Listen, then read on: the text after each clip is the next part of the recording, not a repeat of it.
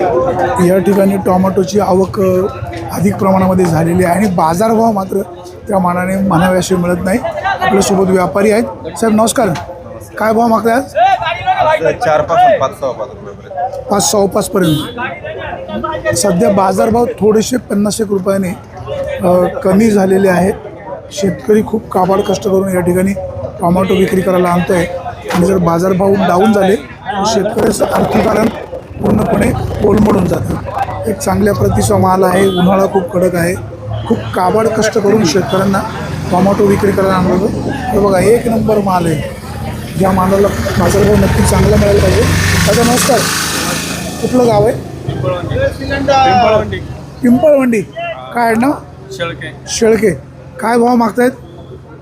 500-550 मागतायत। मला काय अपेक्षित आहे? 600 रुपयापर्यंत अपेक्षित आहे। चांगल्या मालाचे, निवड केलेल्या मालाचे अधिकचे पैसे व्हायला हवेत।